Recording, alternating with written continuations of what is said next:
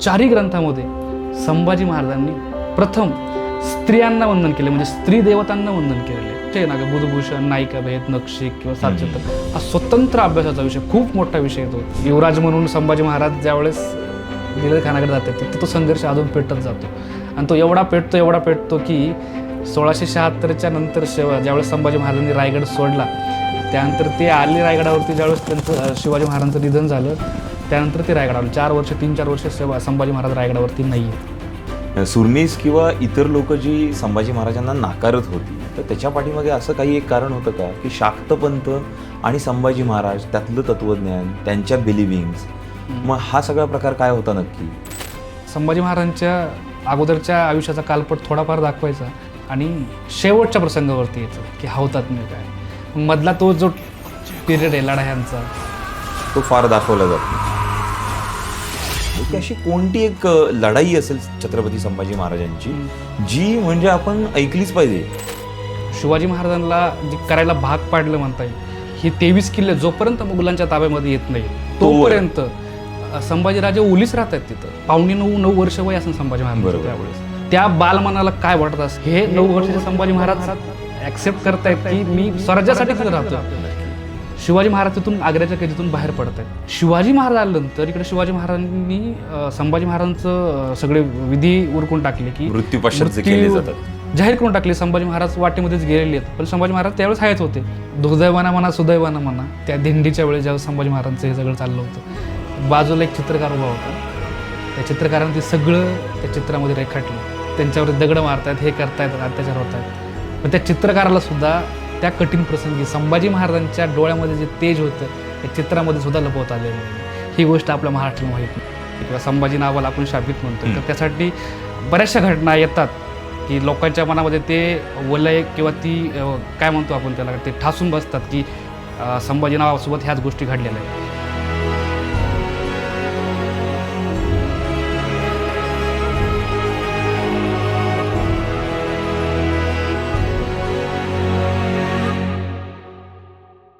नमस्कार. उन्हाळ भटकंती प्रस्तुत उन्हाळ ट्रॅव्हल गप्पा आणि गोष्टी या पॉडकास्ट सिरीजमध्ये मी अमोल नरवणकर आपल्या सगळ्यांचं सहर्ष स्वागत करतो. ज्या वेळी आपण छत्रपती संभाजी महाराज हे नाव ऐकतो त्यावेळेला आपल्या डोळ्यासमोर उभे राहतात मराठ्यांचे अत्यंत शौर्य, पराक्रमी आणि रणधुरंधर असे कविमानाचे लेखक आणि विद्वान छत्रपती. पण त्याचबरोबर आपल्या डोळ्यासमोर उभा राहतो तो त्यांचा अज्ञात इतिहास. पण दरवेळेस इतिहासात त्यांच्या भोवती कट कारस्थानं, बदनामी, त्यांचं चारित्र्यहनन, दंतकथा यांचं धुकं पसरलेलं दिसतं. पण या धुक्याच्या पलीकडे खरे छत्रपती संभाजी महाराज नेमके कसे होते, कोण होते, काय होते याच्याबद्दल आज आपण सखोल माहिती घेणार आहोत. तर आजच्या या विशेष पॉडकास्टमध्ये आपल्यासोबत आहेत इतिहास अभ्यासक आणि लेखक सुशांत उधावंत. सर नमस्कार. पुढे जाण्यापूर्वी उन्हाळ भटकंती आयोजित डोमेस्टिक आणि इंटरनॅशनल टूर्सच्या अपडेट ज्या व्हॉट्सअप ग्रुपवरती येतात त्याची लिंक डिस्क्रिप्शनमध्ये दिलेली आहे. तुम्ही तो ग्रुप जॉईन करू शकता. आणि सगळ्यात महत्त्वाचा मुद्दा म्हणजे व्हिडिओ तर सगळेच पाहतात पण सबस्क्राईब करत नाहीत. तर त्यासाठी सबस्क्राईब करा, लाईक करा आणि हो, हाईप करायला विसरू नका. तर चला जाणून घेऊया समज गैरसमजांच्या पलीकडचे छत्रपती संभाजी महाराज इतिहास आणि वास्तव.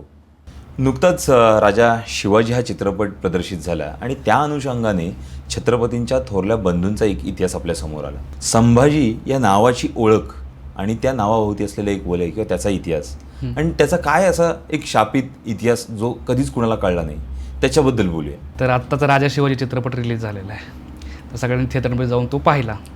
त्याच्यामध्ये जे छत्रपती शिवाजी महाराजांच्या थोरल्या बंधूंचं संभाजीराजांचं जे काही अभिषेक बच्चनने ॲक्टिंग केली त्याच्यावरती लोक जास्त फिदा झालेले आहेत. पण आपल्याकडे इतिहासावरती चर्चा आहे म्हटल्यानंतर ऐतिहासिक पुरुषांबद्दल थोडीशी माहिती घ्यावी लागेल. खरं.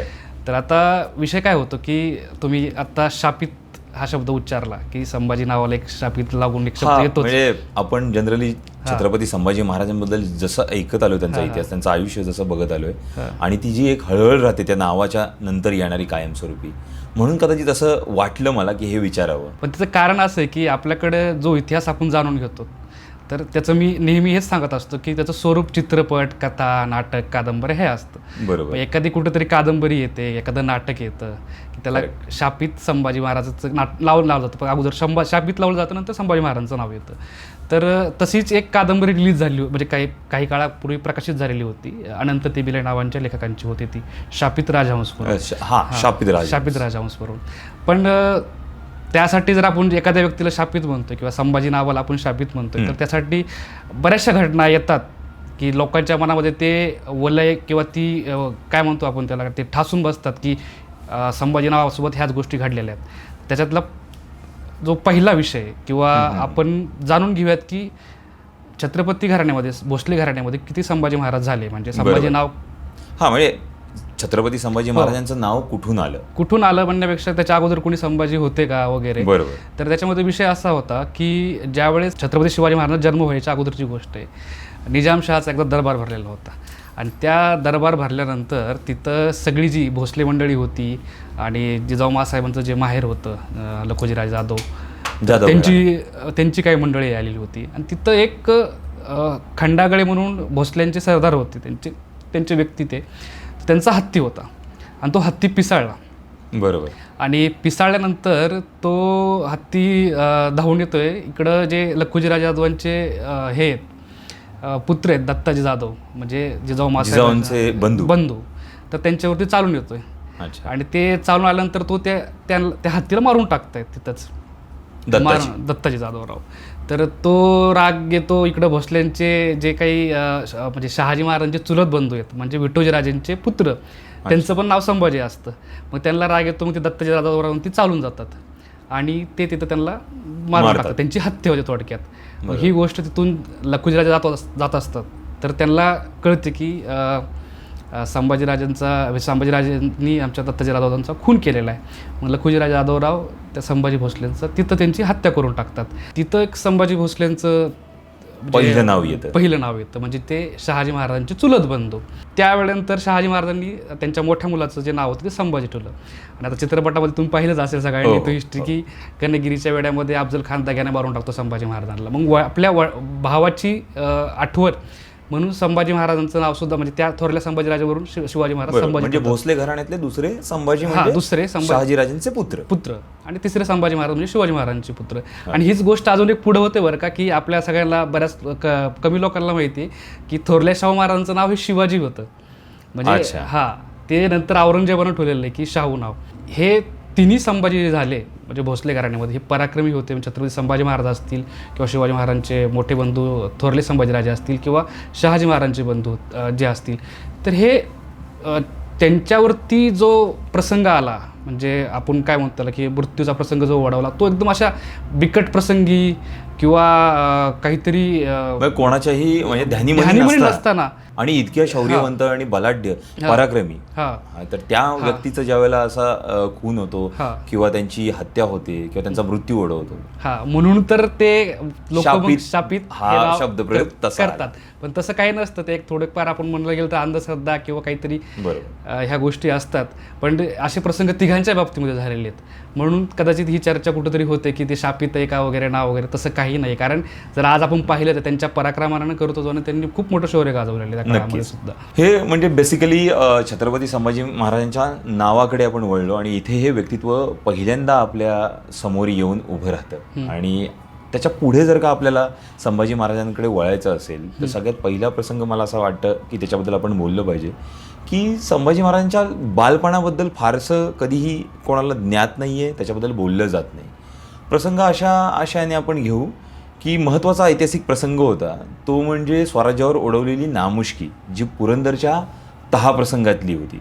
आणि पुरंदरचा तह हा जितका स्वराज्याशी निगडीत आहे, छत्रपती शिवाजी महाराजांच्या शौर्य पराक्रमाला कुठेतरी थोडासा मागे घेऊन जाणारा असला तरी तिथे संभाजी महाराजांच्या नावाचा जो उल्लेख येतो आणि त्यांच्यावरती एक जबाबदारी त्यांच्या त्या अजाणत्या वयात लादली जाते, जी त्यांना ओलीस ठेवण्याकडे घेऊन जाणारी आहे. त्याबद्दल जर का सर तुम्ही सांगितलं तर फार बरं होईल.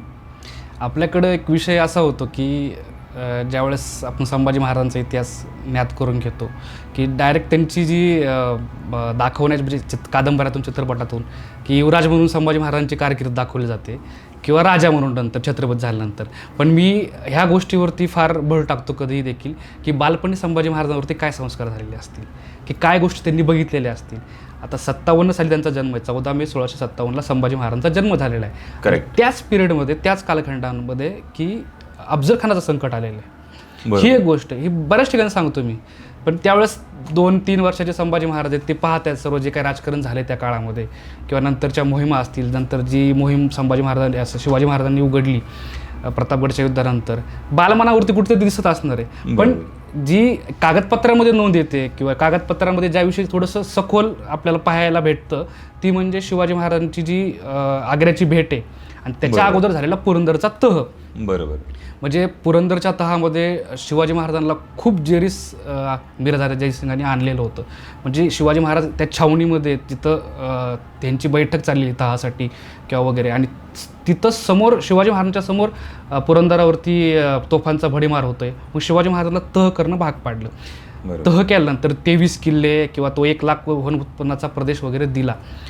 पण ह्याच्यामध्ये एक गोष्ट मला नेहमी वाटते की शिवाजी महाराजांना जी करायला भाग पाडलं म्हणता येईल किंवा ती करावं लागली त्यांना गोष्ट की हे 23 किल्ले जोपर्यंत मुघलांच्या ताब्यामध्ये येत नाहीत, म्हणजे मिर्झा राजे जयसिंगाच्या, हा टर्म कंप्लीट होत नाही तोपर्यंत संभाजीराजे ओलीस राहतात तिथं. ओलीस म्हणजे त्यांना काय कैदेमध्ये टाकलं असा विषय नाही, पण संभाजी महाराज तिथून घेऊन गेले, तिथं ओलीस राहावं लागलं. 9.5 वर्ष वय असेल संभाजी महाराज त्यावेळेस.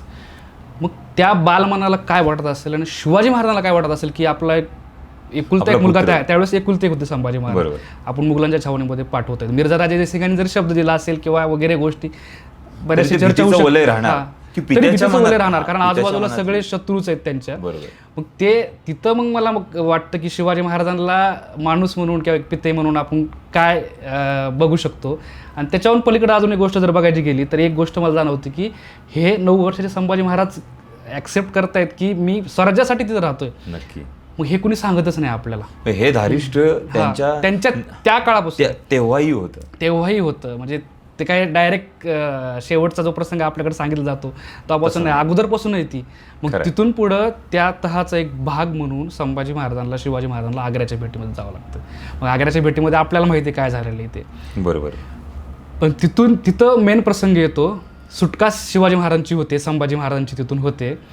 आणि त्या सुटकेच्या वेळेस एक इतिहासामध्ये ह्या प्रसंगाविषयी फार कमी चर्चा होते की शिवाजी महाराज तिथून बाहेर काढण्यामध्ये, मी नेहमी सांगत असतो याला जर जास्त पुरावे नाहीत आपल्याकडे, पण एक तर तर्क करायचा गेला किंवा आजूबाजूच्या गोष्टींवरून जर आपल्याला अंदाज बांधायचा गेला तर संभाजी महाराजांची देखील मदत झालेली असली पाहिजे. कारण संभाजी महाराजांना अभय होतं बाहेर फिरण्यामध्ये, शिवाजी महाराज तिथं नजर कैदेमध्ये, संभाजी महाराज तिथं कागदपत्रांमध्ये पुरावे मिळतातच त्याच्यामध्ये. तिथं संभाजी महाराजांना अजून एक चांगली गोष्ट त्यांच्या बाबतीमध्ये झाली की कवी कलशासारखा माणूस तिथे भेटला त्यांना मित्र म्हणून.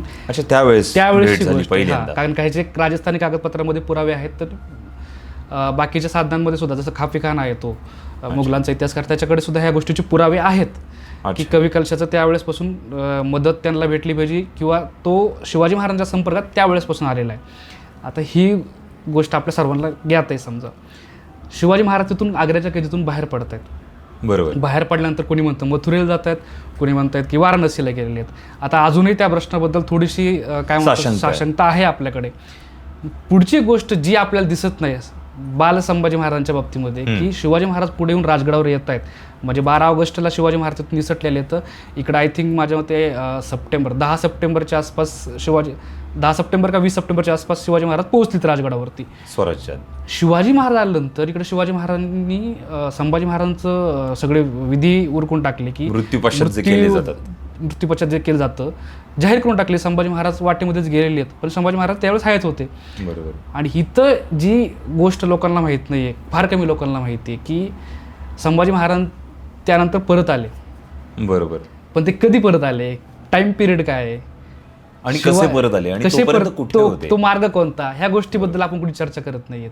पण मला असं सांगावं वाटतं इथं की 2.5 महिन्यानंतर संभाजी महाराज स्वराज्यामध्ये आलेले आहेत. मग त्या 2.5 महिन्यांमध्ये 9 वर्षाचे संभाजी महाराज वाटेमध्ये येणारा सगळा जो प्रांत आहे तो सगळा मुघलांचा आहे आणि तिथे सर्व्हाइव्ह केलं त्यांनी.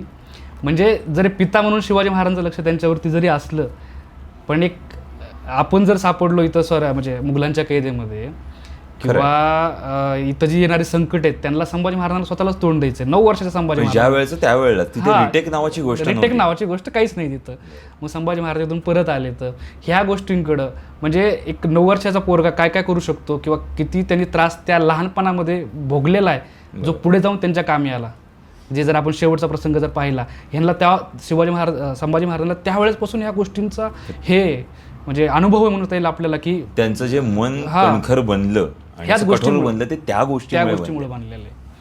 सुरुवातच अतिशय जबरदस्त आहे. आणि ही माणूस म्हणून आपण बघितलं पाहिजे या गोष्टी शिवाजी महाराजांच्या बाबतीमध्ये, संभाजी महाराजांच्या बाबतीमध्ये. नुसता इतिहास सांगून चालत नाही की शिवाजी महाराज आग्रा भेटीमध्ये गेले, मग संभाजी महाराजांना सुखरूप आणलं, पण आणत असताना मनामध्ये जी काहूर असेल त्यांच्या, आणि शिवाजी महाराजांच्या मनामध्ये काहूर असेल, ती कोणी विचार करत नाही. खरं आहे. आणि हा मला असं वाटतं की हा इतिहास आहे, हा आपण आपल्या लोकांना सांगितलेलं पाहिजे. आणि डेफिनेटली.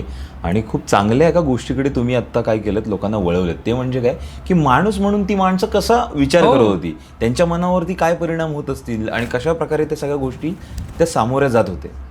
अर्थात इथपर्यंत आपल्याला कळतं की संभाजी महाराजांचा प्रवास जो होता तो अतिशय जबरदस्त, कणखर आणि धारिष्टपूर्ण होता.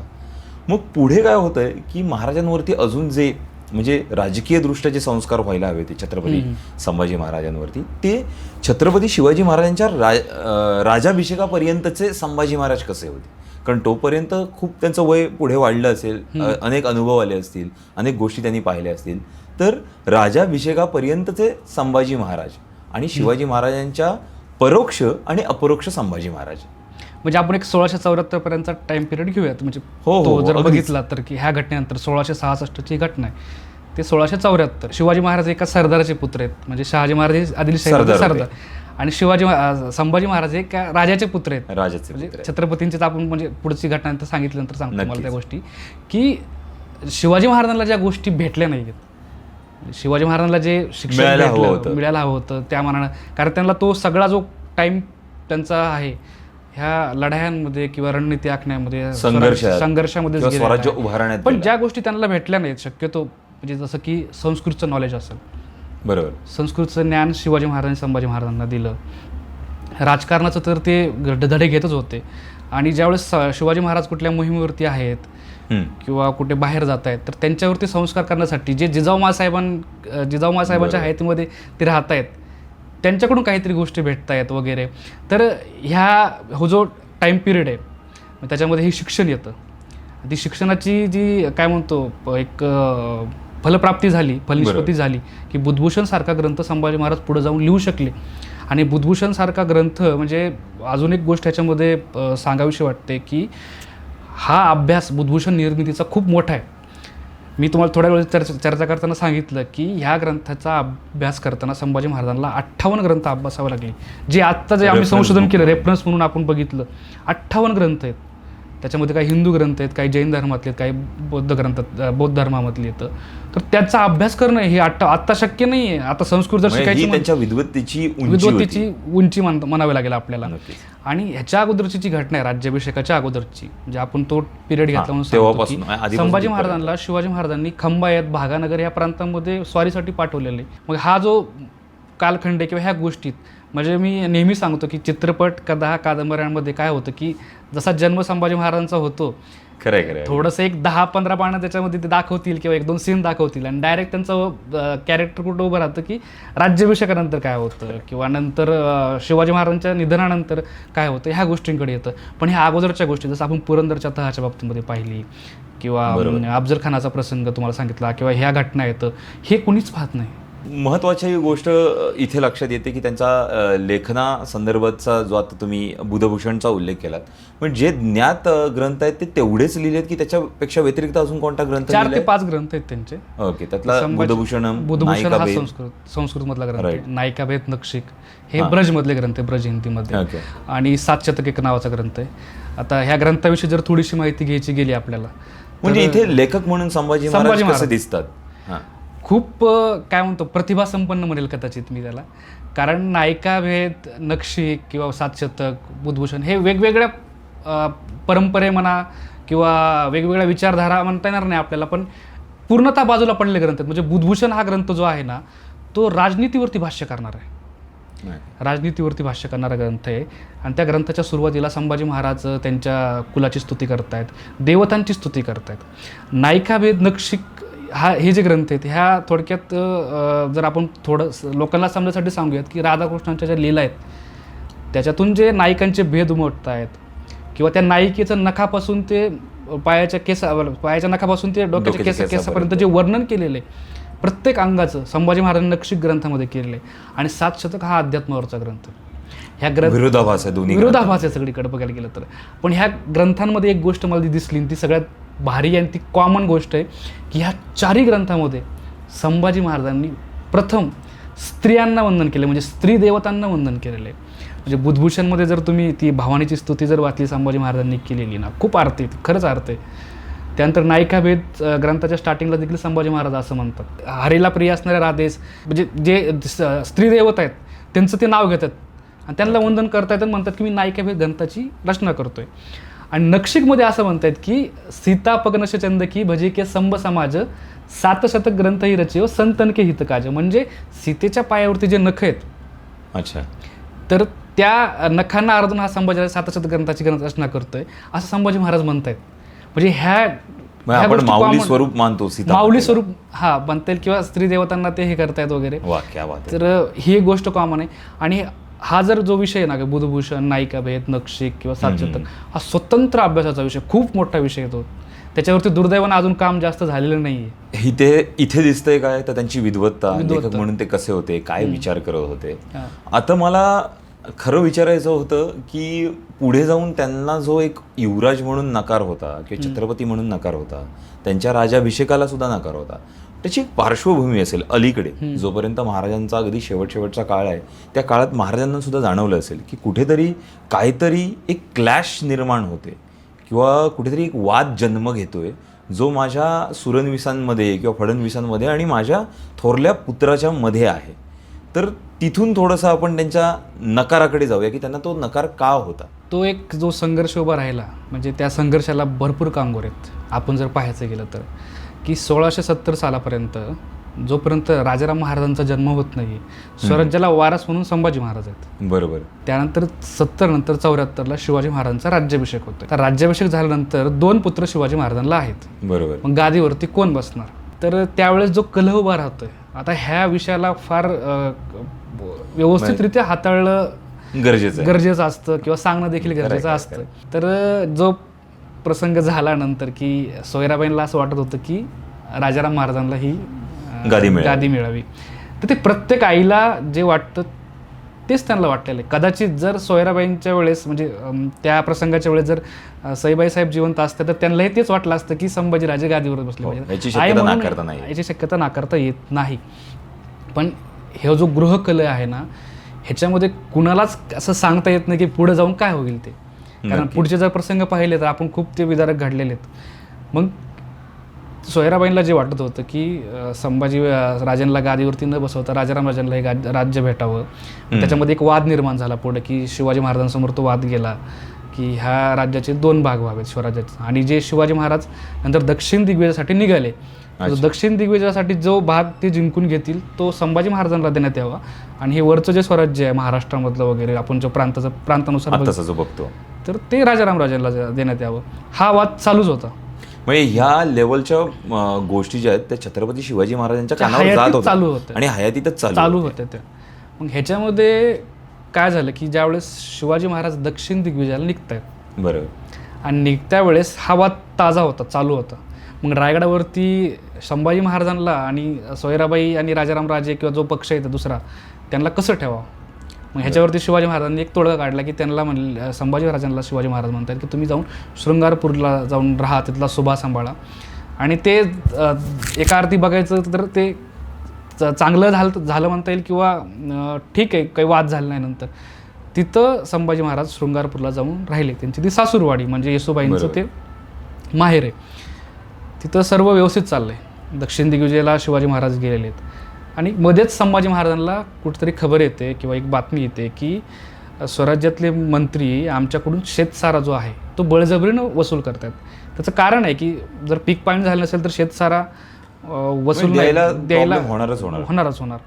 आणि ज्या शिवाजी महाराजांच्या स्वराज्याची नीती असे की स्वराज्यामध्ये कुठल्याही शेतकऱ्याच्या भाजीच्या देठालाही हात लावला नाही पाहिजे. म्हणजे सांगण्याचा उद्देश एवढा आहे की शेतकऱ्यांचं भलं झालं पाहिजे. खरं. मग इथं उलटं घडतंय ना. बरोबर. मंत्री काय करतायत की शेतकऱ्यांना त्रास देत आहेत. मग ही रयत जाते संभाजी महाराजांकडं. आणि ज्यावेळेस संभाजी महाराज यांच्या विरुद्ध निकाल देतात की शेतसारा माफ करून टाकतात, मग संघर्ष अजून तापतो. संभाजी महाराजांच्या वेळेस ह्या प्रसंगाच्या वेळेस शिवाजी महाराज पण नाही आहेत. मग ह्याच्यातून एक चुकीची घटना घडते, ज्याला सगळे इतिहासकार म्हणजे वासी बेंद्रे असतील किंवा डॉक्टर कमल गोखले असतील, ही चुकीची घटना आहे. वासी बेंद्रे त्याला तर अविचारी आत्महत्या म्हणतात त्या प्रसंगाला. ती गोष्ट म्हणजे संभाजी महाराज जातात दिलेरखानाकडे. अच्छा. आणि तिथं हा जो वाद आहे, युवराज म्हणून संभाजी महाराज ज्यावेळेस दिलेरखानाकडे जातात तिथं तो संघर्ष अजून पेटत जातो. आणि तो एवढा पेटतो की 1676च्या नंतर ज्यावेळेस संभाजी महाराजांनी रायगड सोडला, त्यानंतर ते आले रायगडावरती. ज्यावेळेस त्यांचं शिवाजी महाराजांचं निधन झालं त्यानंतर ते रायगडावर 3-4 वर्ष संभाजी महाराज रायगडावरती नाही आहेत. 4 वर्षाचा काळ पूर्णतः रायगडापासून दूर आहेत. ओके. पूर्णतः रायगडापासून दूर आहेत. आणि मग तिथं अजून हे काय म्हणतो वाद पेटत गेला. आणि संभाजी महाराज दिलेरखानाकडे जात आहेत, तिथून परत येत आहेत. आणि परत आल्यानंतर पन्हाळगडावरती शिवाजी महाराजांची संभाजी महाराजांची भेट होती आणि त्यांची दिलजमाई होते म्हणा, सगळं बोलणं व्यवस्थित होतं. शिवाजी महाराज स्वराज्याचा कारभार संभाजी महाराजांना सगळं समजून सांगतात की आपल्या स्वराज्यामध्ये ह्या गोष्टी आहेत. ओघाने हा मुद्दा जर का आलाच आहे तर मला फक्त त्याच्यात एवढंच विचारायचं होतं की दिलेरखानाकडे जाण्याच्या बाबतीतला तर त्याला फितुरी म्हणावी की तो युद्धनीतीचा पार्ट म्हणावा, भाग म्हणावा, की राजकारणाचा भाग होता? तो नक्की काय प्रकार होता? त्याला एकाच व्यक्तीच्या भाषेमध्ये किंवा त्यांच्या शब्दांमध्ये उत्तर देता येईल. ते म्हणजे शिवाजी महाराजांचे वाक्य आहेत की जे शेवटचं पत्र शिवाजी महाराजांच्या हयातीतलं आहे ते त्यांनी त्यांच्या बंधूंना व्यंकोजी राजांना लिहिलं आहे. आणि त्या पत्रात ते म्हणतात की चिरंजीव संभाजीराजे रुसून मोगलाईत केले. गरब्याच्या रीतीने त्यांचं जसं समाधान करायचं तसं समाधान करून आम्ही त्यांना परत आणलेलं आहे. शिवाजी महाराज सांगतात की संभाजी महाराज रुसून दिलेरखानाकडं गेलेले आहेत. पण त्या रुसण्या पाठीमागं जी कारणं आहेत, म्हणजे हो कलह जो राहिला आहे उभं, बरोबर, की काय म्हणतो आपण त्याला, की एवढा तीव्र संघर्ष राहिला होता ज्यावेळेस शिवाजी महाराज नाही आहेत. खूप मोठा कलह उभा राहिला होता. आणि त्यातूनच त्या रुसव्यातून ते तिकडे गेले, त्यांना परत आणलं. तेच मला वाटतं ही शिवाजी महाराजांची वाक्य ह्या प्रसंगासाठी योग्य राहतील. बाकी कुणीही त्यांची प्रतिक्रिया देण्यापेक्षा फितुरी म्हणता येईल किंवा राजकीय हे डाव पेज आहेत वगैरे काही नाही. तसं ते त्यांच्या स्वतःच्या मनाने तिकडे गेलेले आहेत. सर, ह्या प्रश्नाच्या उत्तरामध्ये तुम्ही अत्यंत महत्त्वपूर्ण माहिती खूप चांगली समजावून सांगितली. पण पुढे जाण्यापूर्वी आमच्या प्रेक्षकांकरता अजूनही जर का आपल्या चॅनलला तुम्ही सबस्क्राईब केलं नसेल तर सबस्क्राईब करा आणि व्हिडिओला लाईक करा आणि हाईप करा. दक्षिण दिग्विजय ही स्वराज्यातली सगळ्यात महत्त्वाचा एक इन्सिडेंट किंवा तो एक महत्त्वाचा इम्पॅक्टफुल त्या स्वारीचा इतिहास राहतो. तर त्या दक्षिण दिग्विजयाबद्दल थोडं विस्ताराने सांगा आम्हाला, ज्याच्यामध्ये छत्रपती शिवाजी महाराजांची प्रतिमा आपल्याला एका वेगळ्या अँगलने बघता येईल. तर हा जो दक्षिण दिग्विजय झाला छत्रपती शिवाजी महाराजांचा, तर त्याच्यामध्ये एक गोष्ट चांगली जी झाली म्हणजे कुतुबशहाची भेट झालेली शिवाजी महाराजांची दक्षिण दिग्विजयाच्या स्वारीच्या प्रसंगामध्ये. तिथं महाराजांनी एक मुहूर्तमेढ बांधली की दक्षिणेमधील पातशाही ज्या आहेत सगळ्या दोन्ही, म्हणजे विजापूरची आदिलशाही असेल, निजामशाही असेल, नाही निजामशाही नाही, कुतुबशाही, त्यावेळेला कुतुबशाही होती. मग शिवाजी महाराजांनी त्यांना आपल्यासोबत घेतलेलं आहे. आणि त्यांची एक ओळख जिथं त्यावेळेस निर्माण झाली ती दख्खनी म्हणून. सगळ्या ह्या दोन शाह्या आणि आपली मराठीशाही म्हणूया, मराठीशाही आणि ह्या पातशाही ह्यांची दख्खनी म्हणून ओळख झाली. कारण शिवाजी महाराजांचे वाक्य ते एका पत्रामध्ये त्याच्यावरती पुढे येतोच मी. तर ही कशामुळे बांधली शिवाजी महाराजांनी मुहूर्तमेढ, किंवा ही काही बाजू ह्यांची घेतली किंवा कुतुबशहासोबत हे केलं आदिलशाहीसोबत, कारण शिवाजी महाराजांना ह्या प्रसंगाची पुढच्या प्रसंगाची नक्कीच जाणीव होती की औरंगजेब चालून येणार आहे. ते तर पुढे येईलच आपल्या गोष्टी, पण हे सांगतो कुतुबशहाची भेट झाली त्याच्यामध्ये. आणि त्यानंतर महाराजांनी पुढं जी स्वारी व्यंकोजी राजांकडं म्हणा, मध्यंतरी जो प्रांत आहे तामिळनाडूमधला सगळा प्रांत काबीज केला, तो स्वराज्यामध्ये आला, जोडून घेतला. आता ह्याच्यामध्ये एक फार छान गोष्ट आहे की मला ती नक्कीच सांगावीशी वाटते की आज जर तुम्ही दक्षिणेमध्ये गेलात तामिळनाडू वगैरे त्या साईडला, तर तिथं आजही शिवाजी महाराजांच्या तुम्हाला खुणा दिसतील. त्या शिवाजी महाराजांच्या खुणा काय देतील शिलालेखांच्या स्वरूपात म्हणता येईल आपल्याला, किंवा त्यांचे जे शिल्प आहेत. तर ह्या भेटीमध्ये म्हणजे ह्या दक्षिण दिग्विजयांच्या जे काही प्रसंग चालले होते सगळे समजा, त्यातला एक महत्त्वाचा प्रसंग आहे की शिवाजी महाराज श्रीशैलमला जात आहेत. श्रीशैलम आंध्रप्रदेशला, तिथं ज्योतिर्लिंग आहे आणि तिथं शिवाजी महाराजांचा 9 दिवस मुक्काम असतो श्रीशैलमला. तर ही जी आठवण आहे तिथं म्हणजे श्रीशैलम महाराज राहिले, म्हणजे तुम्हाला फार आता भावनिक करणारा प्रसंग आहे लोकांना की विसरले नाहीत लोक दक्षिणेतले. अजून एक प्रसंग आहे, हा एक प्रसंग मी पूर्णपणे सांगतो. शिवाजी महाराज 9 दिवस श्रीशैलमला राहत आहेत आणि म्हणजे महाराजांना तिथं राहिल्यानंतर एक असं त्या बखरींमधले वाक्य आहेत की महाराजांना वैराग्याची भावना येते. मग त्या वैराग्याच्या भावनेतून शिवाजी महाराज एक अभंग लिहित आहेत, जो अभंग विजयराव देशमुख आणि शंकरकर्ते शिवरायाचे जे लेखक आहेत त्यांनी त्यांच्या पुस्तकामध्ये टाकलेला आहे की तो अभंग तिथं रचला गेला असला पाहिजे असा त्यांचा तर्क आहे की नासिवंत सुखासाठी अंतरला जगजेटी नाही नाही याते गोडी 184च्या जोडी मनुष्य जन्म गेल्यावरी काय करशील बारे शिवराजे सांगे जना म्यात सोडिली वासना. हा एक अभंग आहे जो शिवाजी महाराज छत्रपती महाराजांनी शिवाजी महाराजांनी लिहिला. काय म्हणजे काय शब्दप्रयोग आहेत त्याच्यातले, किती छान आहे ते. त्यांना तिथं सापडला आणि तिथं त्यांनी एक चांगली गोष्ट केली शिवाजी महाराजांनी की तिथं येणारे जे यात्रेकरू आहेत किंवा जे भाविक आहेत, अच्छा, तिथं शिवाजी महाराजांनी एक गोपूर बांधलं आणि एक थोडक्यात समजायसाठी आपल्या लोकांना सांग धर्मशाळा बांधली, गोपूर बांधलं. ह्याचे जे पुरावे आहेत फक्त बखरींमध्ये आहेत. स्ट्रॉंग पुरावा आपल्याकडे पाहिजे ना कुठल्या गोष्टीचा तरी, बरोबर, खऱ्या अर्थाने. म्हणजे मी ह्या गोष्टीचा खूप शोधामध्ये होतो की ह्याला अजून पत्रांमध्ये काही पुरावा भेटतो का. मग एकदा काय झालं, मी ह्या श्रीशैलमच्या भेटीचा आणि ह्या गोपुराचा खूप अभ्यास केला आहे मागच्या काही दिवसांमध्ये. तर त्या गोपुरामध्ये एक शिवाजी महाराजांचं शिल्प आहे बघा. बऱ्याच लोकांनी ते पाहिले असेल कदाचित की शिवाजी महाराज एका बाजूला उभे आहेत तलवार घेऊन आणि मध्ये महादेवाची पिंड आहे, शंकराची पिंड आहे आणि बाजूला एक व्यक्ती उभा आहे. आता त्या व्यक्तीबद्दल आता काहीच सांगू शकत नाही की ती व्यक्ती कोण आहे, नक्की कोण म्हणून त्या चित्रात तिचा समाविष्ट केलेला. काहींचं मत आहे की ती पुजारी आहे वगैरे, दुसरे अजून बाकी तर्क लावतात, पण अजून त्याच्याबद्दल काही माहिती बाहेर ठोस असा तर्क नाहीये, ठोस असा तर्क नाहीये, पण ते शिल्प तिथं आहे. पण आता काय व्हायला लागलं की आत्ताच्या काळामध्ये तुम्ही सोशल मीडियावरती पाहतात की कुणी येतो आणि ह्या गोष्टीला पुरावा काय. बरोबर, तर कागदोपत्री पुरावे असतील, त्याच्यावरती शक्य असतील किंवा बाकीच्या गोष्टी हस्ताक्षर असेल तर ते पत्र किंवा ते मान्यता भेटू शकते की हे ओरिजिनल आहे वगैरे. आणि मग त्याच्या शिल्पाला कशी मान्यता द्यायची आपण, बरोबर, शिल्पाला कशी मान्यता देणार, हे शिवाजी महाराजांचं शिल्प आहे वगैरे ह्या गोष्टी. असे काही लोक आता उपद्याप चाललेत त्यांचे की शिवाजी महाराजांचं शिल्प नाही. मी ह्या गोष्टीचा खूप शोध घेतला आणि एकदा काय झालं की बाजीराव पेशव्यांचं निधन झाल्यानंतर नानासाहेब पेशवे गादीवरती आले आणि नानासाहेब पेशव्यांकडं एक पत्र आलं श्रीशैलमवरून नानासाहेब पेशव्यांना एक पत्र आलं आणि त्या पत्रामध्ये तिथला जो त्यांचा व्यक्ती आहे सरदार, ते माझ्या पुढच्या पुस्तकामध्ये मी मांडतोय सगळ्या गोष्टी, पण एक सारूपाने सांगतो आणि तो त्या पत्रामध्ये सांगतो की इथल्या मंदिराला स्थानिक जे काही म्हणजे निजामाची जी लोकं होती त्यांनी उपद्रव दिलेला आहे किंवा त्रास देत आहेत वगैरे. इथलं आता पैसा कमी पडतोय त्याच्यामुळे शिवाजी महाराजांनी काय केलं त्यावेळेस अन्नछत्र चालू केलं होतं की जे लोक श्रीशैलमला येतील त्याच प्रत्येकाला प्रसाद म्हणून अन्नछत्र चालू केलं होतं. ह्याचे प्रसंग फक्त बकरीमध्ये ना, हे पुरावे वगैरे, कागदपत्र काही नाही. आणि ते बंद पडले. आता खूप आमची हे होती, वाताहत होते वगैरे काय गोष्टी, आणि त्याच्यामध्ये मला एक लाईन भेटली जी फार महत्त्वाची. म्हणजे ही घटना आहे जर पाहिजे पत्रात एक लाईन आहे, हां, की ती घटना आहे 1740-50 नंतरची घटना आहे ती. बरोबर, 50 नंतरची घटना आहे आणि त्यात म्हणतात की श्रीशैल इथे त्या पत्रामध्ये तो व्यक्ती म्हणतो की राजे शिवाजी राजे यांनी गोपूर बांधले होते. म्हणजे तोपर्यंत लोकांना ती आठवण होती किंवा हे होतं की शिवाजी महाराजांनी गोपूर बांधलेलं आहे. तिथला अधिकारी पण ते म्हणतोय. मला तो कागदपत्र त्यावेळेस पुरावा भेटला. म्हणजे लोक किती तिथली हे होती, साधारण 70-80 वर्ष तरी 70-80 वर्ष राहिली ती आठवण ना. आणि ते बंद पडलं तोपर्यंत चालू होतं ते अन्नछत्र. म्हणजे विचार करा, तुम्हाला कुठे सापडलं? हे पेशवे दप्तरमध्ये पत्र सापडलेलं आहे आणि ते प्रकाशित सुद्धा आहे. तर त्याचा मी रेफरन्सेस देईल तुम्हाला. आणि फार छान पत्र आहे. त्याच्यामध्ये 70-80 वर्ष ते अन्नछत्र चालू आहे. म्हणजे विचार करा, शिवाजी महाराजांनी सुरू केलेली गोष्ट 70-80 वर्षानंतर पेशव्यांच्या काळापर्यंत चालू होती. ही गोष्ट त्या दक्षिण दिग्विजया वेळेस झालेली आहे आणि ती मला असं वाटतं की या सगळ्या प्रेक्षकांना ती सांगितलीच पाहिजे. खरंय.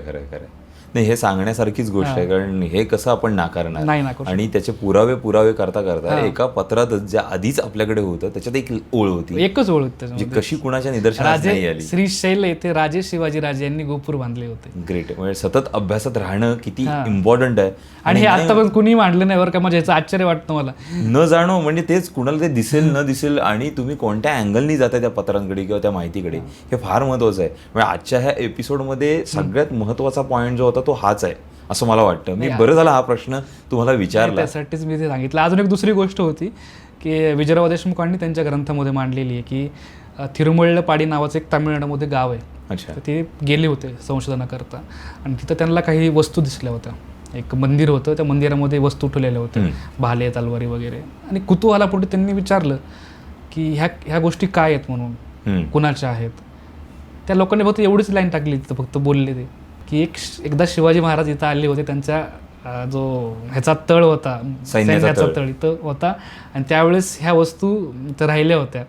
आम्ही त्या शिवाजी महाराजांच्या वस्तू म्हणून आजही ते तिरुमल्लपाडी जे गाव आहे तिथं तिथली लोक त्या ह्याला पुजतात, त्या वस्तू शस्त्रांना आणि त्या वस्तू ज्या राहिल्या त्यांना सगळ्यांना पुजतात. क्या बात आहे. ही एक तुम्हाला जी आठवण सांगितली शेलची, ही दुसरी आठवण. अशा बऱ्याचशा आठवणी इथं आजही तिथं दक्षिणेमध्ये बरेचशी शिल्प सापडतात शिवाजी महाराजांची. तिकडची लोक शिवाजी महाराजांना अजून विसरलेली नाहीत आणि आपली लोक बघा काय करतात. नक्की, म्हणजे ही गोष्ट तर प्रकर्षाने सगळ्यांच्या समोर येणं गरजेचं होतं. तुमच्या निमित्ताने आज तो योग आलाय. डेफिनेटली ह्याचा इम्पॅक्ट खूप चांगला होईल. आता थोडंसं वळूया की दक्षिण दिग्विजय दिसतोय, तुम्ही खूप तो चांगल्या प्रकारे इथे उभा केलात आणि मांडलात. तर ज्या वेळेला परत आहेत महाराज स्वराज्यात, दक्षिण दिग्विजय संपतोय आणि ते येत आहेत आणि ज्यावेळेला त्यांना कळतंय की इथे माझा पुत्र आणि माझे फडणवीस फडणवीस यांच्यातला वाद जो आहे तो पेटता आहे, कदाचित माझ्या पुत्राच्या डोक्यात काय असेल काय नाही हे सांगता यायचं नाही. मग महाराज त्या पुढे दिलेर खानाच्या प्रसंगाकडे कसा बघतायत की नक्की तो काय दिलेर खानाचा प्रसंग आणि फडणवीस असतील, कारखानीस असतील, सुरनवीस असतील, ह्यांचा विचार नक्की त्यांच्या डोक्यात काय चाललंय. शिवाजी महाराजांना जर त्या राजे या नात्यानं जर बघायचं गेलं किंवा छत्रपती या नात्यानं ह्या दोघांचा विचार करणं गरजेचं होतं त्या काळामध्ये. राजकारण जर बघायचं गेलं तर आपण कुणाची एकाची बाजू घेऊ शकत नाही, कुणाचीच बाजू घेऊ शकत नाहीत. आणि इतिहासामध्ये ह्याची बाजू घेणं त्याची बाजू घेणं ह्या गोष्टी होत नसतात. जे पुराव्यावरती दिसतं तेच इतिहास असतो. खरं. म्हणून मी जे वाक्य तुम्हाला थोड्या वेळापूर्वी सांगितलं शिवाजी महाराजांचं की चिरंजीव संभाजीराजे रुसून मोगलाईमध्ये गेले, तेच आपल्याकडं पुरावा म्हणून किंवा आपण तेच मांडू शकतो. बाकी आपण काही चर्चा मांडू शकत नाही कुठल्या पक्षाला हे करणं वगैरे. पण हा संघर्ष शिवाजी महाराज परत आल्यानंतर किंवा संभाजी महाराज मोगलाईतून परत आल्यानंतर दिलेर खानाकडून तो तापच होता, म्हणजे तापलेला खूप होता. म्हणून संभाजी महाराजांना शिवाजी महाराज पन्हाळगडावरती ठेवलेलं आहे, तिथंच ते राहिलेले आहेत. आणि ह्या प्रसंगानंतर काहीच दिवसांनी राजाराम महाराजांचं रायगडावरती लग्न होतं आहे आणि थोड्याच दिवसांनी शिवाजी महाराजांचं अकाली जाणं होतं आहे. ह्या गोष्टी अचानक घडलेल्या आहेत. पण त्याच्यात आहे ना, मला फक्त एकच प्रश्न विचारायचा होता की दिलेर खानाचीच निवड का, म्हणजे संभाजीराजांना असं का वाटलं की मी जर का जाईन तर ह्याच सरदाराकडे मला जायला पाहिजे, की त्यांना अशी काही सिक्युरिटी वाटत होती का दिलेर खानाकडे जाणे. दिलेर खानाचा त्यांचा पत्रव्यवहार झालेला आहे, तो पत्रव्यवहार काय झाला हे आपल्याला ज्ञात नाही आहे. पण संभाजी महाराजांच्या चरित्राचं जे साधन आहे, परमानंद काव्य म्हणून त्याला नाव दिलेलं आहे, अनुपुराण. अच्छा. जे शिवभारत ज्यांनी लिहिलं, कवी परमानंद यांच्या मुलांनी आणि त्यांच्या नातवांनी तो ग्रंथ लिहिलेला आहे. त्याच्यामध्ये हे गोष्टी येतात, पण तो काय पत्रव्यवहार होता हे माहीत नाही. बरं बरं बरं. सुरनीस किंवा इतर लोक जी संभाजी महाराजांना नाकारत होती, तर त्याच्या पाठीमागे असं काही एक कारण होतं का की शाक्तपंथ आणि संभाजी महाराज त्यातलं तत्वज्ञान, त्यांच्या बिलिव्हिंग्स, मग हा सगळा प्रकार काय होता नक्की. संभाजी महाराजांचा आणि ही बाकीची जी मंडळी आहेत मंत्रिमंडळामधली, म्हणजे अण्णाजी दत्तो असेल, मोरपंत पिंगळे असेल, बरोबर, राहुजी सोमनाथ, करेक्ट, ही 3-4 नावं, अजून एक 2-3 बाळाजी चिटणीस, पण त्यांचा एवढा काही ह्याच्यामध्ये रोल नव्हता तसा. ही जी मोरक्या मंडळी आहेत, अण्णाजी दत्तो, राहुजी सोमनाथ वगैरे ह्या गोष्टी, किंवा एकंदरीतच मंत्रिमंडळातली काही अर्ध मंत्रिमंडळ म्हणता येईल आपल्याला. बरोबर. तर हा जो कल आहे त्याला जसं आपण राजकीय विषय बघितला की संभाजी महाराजांचं दिलेर खानाकडे जाणं, बरोबर, किंवा सोयराबाईंना असं वाटलं की राजाराम राजांना गादी भेटावी, म्हणून त्याच्या आडून जे मनसुबे जे बाकीच्या लोकांनी त्यांच्याकडे जाऊन, म्हणजे सोयराबाईंकडे जाऊन त्यांना काय म्हणतो, त्यांना हे करून फितवून म्हणा किंवा काहीतरी आपण थोडंसं त्यांना ह्याविषयी जरा जास्त त्यांच्या मनामध्ये द्वेष निर्माण केला ह्या मंडळींनी. ह्या गोष्टीला अजून एक दुसरा मुद्दा येतो, हे आता झाला राजकीय. बरोबर. मग दुसरा एक संघर्ष निर्माण झाला, तो म्हणजे ज्यावेळेस संभाजी महाराज शृंगारपूरच्या मुक्कामामध्ये राहिलेत. बरोबर, म्हणजे महाराज ज्यावेळेला दक्षिण दिग्विजयाला गेलेत, हा, त्यावेळेस संभाजी महाराज शृंगारपूर राहिलेत. बरोबर. आणि ह्या मुक्कामामध्ये चांगल्या गोष्टी, पहिलं म्हणजे चांगल्या ज्या गोष्टी त्यांनी आज केल्या, त्यांच्यावरती इम्प्रोवाइज केल्या, स्वतःमध्ये व्यायाम केला, धनुर्विद्येचा अभ्यास केला, अनेक पुराणांचा अभ्यास केला, हे चांगल्या गोष्टी. इथं संभाजी महाराजांनी अजून एक चांगली गोष्ट याच्यामध्ये केली की तिथं त्यांनी त्यावेळेस शाक्त पंथाची दीक्षा घेतली त्यांनी. हा, स्वतःसाठी गुरु कोण होते? गुरु ते सांगतो पुढं. एक उत्तरेतून आलेला पंडित आहे, त्याचं नाव आहे शिवयोगी पंडित. शिवयोगी पंडित. हा, तो पूर्णपणे शाक्त आहे. अच्छा तिथं त्याची आणि संभाजी महाराजांची त्या शृंगारपूरच्या मुक्कामामध्ये ओळख झाली. अच्छा. आणि तिथं अजून एक घटना घडली, जी आपण थोड्या वेळापूर्वी चर्चा केली ना त्या गोष्टीची, पण एक शाक्तपंथाचा विषय आला म्हणून ती आपण करतोय, की संभाजी महाराजांनी तिथं कलशाभिषेक केलेला आहे. स्वतःचा कलशाभिषेक तिथे शृंगारपुरास केला. हा, आता कलशाभिषेक म्हणजे काय, थोडक्यात लोकांना सांगतो आपल्या प्रेक्षकांना जे आहे ते, की कुठल्या तरी सिद्धीच्या प्राप्तीसाठी, म्हणजे आपल्याला काहीतरी जे इच्छित फळ आहे ते मिळण्याकरता, कारण तसा इथं अर्थ अभिप्रेत आहे त्या कलशाभिषेक. सिद्धी या शब्दाचा अर्थ असा होतो. मग त्याचा अर्थ काय घेतला ह्या लोकांनी, बाकीच्या लोकांनी, की संभाजी महाराजांनी कलशाभिषेक केलाय तो राज्यप्राप्तीसाठी केलेला आहे. म्हणजे त्यांचा द्वेष अजूनच जास्ती वाढावा आणि तो सगळ्यांच्या मनात जावा. आणि ह्याच्यामध्ये चुकीच्या गोष्टी अशा झाल्या की दुर्दैवानं आपल्या महाराष्ट्रातल्या काही संशोधकांना, इतिहास अभ्यासकारांना ह्याला खूप हे केलं, अजून वाढवण्यासारखं जे काम आहे लिखाणात ते कायम सतत, म्हणजे त्याच्याबद्दल मिसइंटरप्रिटेशन झालं. मिसइंटरप्रिटेशन, बरोबर, अगदी बरोबर शब्द तो. करेक्ट. मग अशा गोष्टी झाल्या, मग तो अजून संघर्ष पेटत गेला. बरोबर. पण त्या लोकांना हे माहीत नव्हतं की ह्या शाक्तपंथाच्या कलशाभिषेकाच्या अगोदर किंवा दीक्षा घेण्याच्या अगोदर शिवाजी महाराजांनी स्वतःचा दुसरा राज्याभिषेक केलेला आहे, तो शाक्त पद्धतीने केलेला आहे, तांत्रिक पद्धतीने केलेला आहे. ही गोष्ट आपल्या लोकांना माहीत नाही. त्याच्याबद्दल सांगितलं जात नाही. पण तो विषय आता तिथे येत नाही, पण संभाजी महाराजांचं सांगतोय. संभाजी महाराजांनी शाक्तपंथाची जी काय म्हणतो दीक्षा आराधना केली आणि दीक्षा घेतल्यानंतर देवीची आराधना केलेली, कालीची आराधना केलेली, तुळजाभवानीची आराधना केलेली. त्या ग्रंथामध्ये जर ग्रंथ संभाजी महाराजांच्या शाक्तपर्यंत प्रवेशविषयी माहिती देतो ना, त्या ग्रंथामध्ये ह्या गोष्टी सर्व आहेत. पण शेवटी ते एक विचारचा संघर्ष उभा राहिला. शाक्तपंथाच्या विरुद्ध जी काही लोक वैचारिक त्या काळामध्ये होते, मग ही तो विचार नाकारणारे आणि वैदिक विचारधारा सांभाळणारे, हा असं म्हणूयात आपण थोडक्यात. बरोबर. मग तिथं हा संघर्ष अजून उभा राहिला. ही एक गोष्ट संभाजी महाराजांच्या इतिहासाच्या बाबतीमध्ये जर आपण पाहिलं, शाक्तपंथ आणि अगदीच त्यांच्या बाबतीतला चुकीचा विचार इथे उगम पावला. म्हणजे त्या लोकांनी तसं केलं की आता त्याच्यामध्ये शाक्तपंथाच्या ज्या ठळक घटना आहेत त्या आपण मांडल्या पाहिजेत. की तर त्यातली पहिली घटना जर तुम्हाला सांगितली की शिवाजी महाराजांचा राज्याभिषेक जो झाला दुसरा, तो शाक्त पद्धतीने झालेला आहे. आणि थोर इतिहासकार ज्यांनी आज रायगडावरती खूप छान पुस्तक लिहिलं आहे, आजच्याकडे ते उपलब्ध आहे, खूप मोठे संशोधक होऊन गेले ते आवळसकर, तर त्यांनी म्हणलेलं आहे की शिवाजी महाराजांचा दुसरा राज्याभिषेक हा स्वराज्यामधील शाक्तांचा, म्हणजे स्वराज्यामध्ये शाक्तांचा सगळ्यात मोठा विजय पहिला, हे आवळसकर म्हणतायत. आणि खरंच आहे तो, त्या गोष्टींनी जर पाहायचं गेलं तर. मग पुढं संभाजी महाराजांनी शाक्तपंथाची दीक्षा घेतली, शाक्तपंथानुसार ते वागू लागले, की म्हणजे शाक्तपंथाच्या तत्वज्ञानानुसार त्यांनी हे केलं. आणि शाक्त संप्रदायातील जी त्या काळातली मंडळी होती, हा शिवयोगी पंडित असेल, केशव भट असेल, ज्या केशव भटांनी राजाराम महाराजांचा जो चरित्र, म्हणजे हे जिंजेच्या प्रवासाची हे सांगणारा, कथा सांगणारा जो ग्रंथ राजाराम चरितन तो लिहिला, ते सुद्धा शाक्त होते.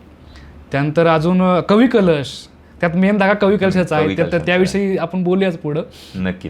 तर कवी कलश शाक्त आहेत, ह्यांना दरबारामध्ये स्थान दिलेलं आहे. संभाजी महाराजांनी शाक्त संप्रदायातील लोकांना दरबारामध्ये स्थान दिलेलं आहे. मग एका दरबारामध्ये शाक्त संप्रदायातील सुद्धा मंत्रिमंडळ आहे समजा, किंवा मंत्रिमंडळाचा लोक आहेत, आणि एका बाजूला ही सुद्धा बाकीची लोक जी न मानणारी. मग तो विचारांचा संघर्ष उभा राहिला. मग त्या विचाराच्या संघर्षातूनच ह्या बाकीच्या गोष्टी म्हणता येईल आपल्याला, ज्या घडत गेल्या वगैरे. आणि संघर्षाला वाव राहतो. आणि मग तिथनं नक्कीच काही ना काहीतरी एकमेकांच्या विरोधात घडामोडी करण्याचं एक सत्र चालू होतं. म्हणजे इथे आपल्याला कळतंय की छत्रपती संभाजी महाराजांचा एक विचार, त्यांचं तत्वज्ञान, का ते ह्या गोष्टींकडे वळले होते, का मानत होते, आणि मग त्यांचा आणि सुरनिसांचा जो वाद होता तो. पण त्याही पलीकडे आपण थोडंसं आत्ता संभाजी महाराजांबद्दल जाणून घेऊया की प्रत्यक्षात ज्यावेळेला त्यांच्या कारकिर्दीला सुरुवात होते, हे सगळं काही झालं आणि यातनं ज्यावेळेला ते बाहेर पडतायत आणि मग सगळी सत्ता त्यांच्या हातात आहे, आता तेच निर्णय घेणार आहेत, तर तिथून पुढे नक्की संभाजी महाराज कसे होते आणि काय विचार करत होते?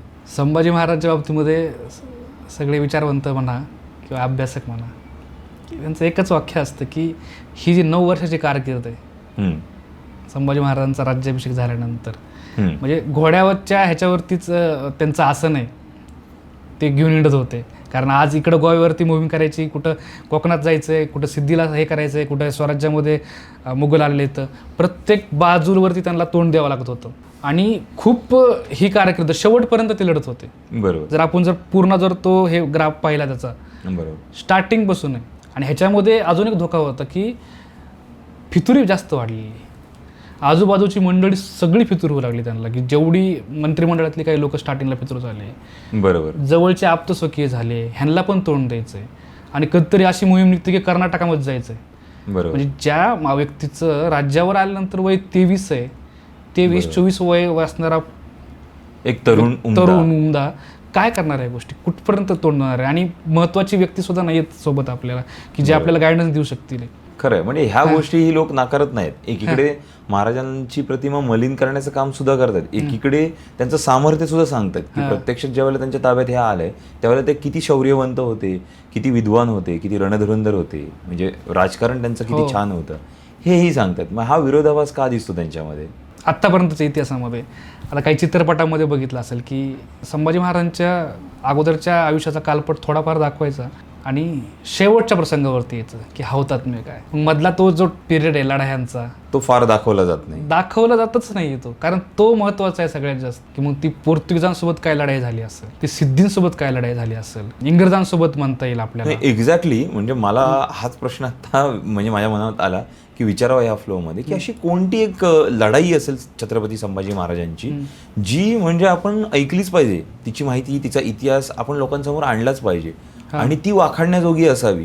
ती त्या स्वराज्यातली सगळ्यात अतिशय सगळ्या लढायांच्यातली सर्वोच्च लढाई ठरेल अशी कोणती लढाई आहे? गोव्यावरची मोहीम. म्हणजे ज्यावेळेस फोंडा किल्ल्यावरती व्हाईसरायनं हल्ला केला, अच्छा, त्यानंतर तिथला तो एक प्रसंग तर सांगितलंच पाहिजे की फोंडा किल्ल्यावरती ज्या व्यक्तीनं शिवाजी महाराजांना सुद्धा साथ दिली तदाहयात, येसाजी कंक. तर त्या येसाजी कंकांचा मुलगा होता कृष्णाजी कंक. अच्छा. तर तो त्या फोंडा किल्ल्यावरती होता आणि ज्यावेळेस पोर्तुगीजांनी तिथं आक्रमण केलं म्हणजे तो किल्ला पडणारच. म्हणजे संख्याबळाने पोर्तुगीज जास्त होते. आणि पोर्तुगीजांनी त्यांचे जे फोंडा किल्ल्याच्या हे होत्या भिंती, बुर्ज, ते पाडून टाकलेले होते. आता बाहेरून कुमक आल्याशिवाय अशक्य होतं की फोंडा किल्ला सुरक्षित ठेवणं. मग संभाजी महाराजांनी तिथे एंट्री होते. संभाजी महाराज दुसऱ्या मोहिमेवर असतात, ते तिथे येतात आणि तिकडची मोहीम सोडून ते म्हणजे हे एक अजून बाजू आहे बरं का, की बऱ्याच वेळा संभाजी महाराजांना मोहिमा अर्ध्या सोडाव्या लागलेल्या. बरोबर. कारण एक शत्रू नाहीये. पोर्तुगीज जरी आलेले तर इकडे मुघल येतात कधीतरी. मुघलांनी इकडे हल्ला केला तर पोर्तुगीज हल्ला करतात. एकाच वेळी अनेक आघाड्यांना तोंड द्यायचंय. आणि हे करत असताना बाजूला वावरणारा सुद्धा जो व्यक्ती आहे किंवा मंत्रिमंडळातील लोक समजा म्हणता येईल किंवा बाकीची जी फितरू लागली, ह्यांची पण गॅरंटी देत नाही. त्यांचा धोका तर कायमच येतो. म्हणजे ह्यांनी अक्षरशः अन्नामध्ये विष कालवण्याचं काम संभाजी महाराजांचं केलेलं आहे. तर ह्या गोष्टी संभाजी महाराजांच्या बाबतीत आहेत ना, म्हणजे कसं तोंड दिलं असेल हे एक पाहिलाच पाहिजे. मग त्या फोंड्याच्या लढाईमध्ये महाराज आले.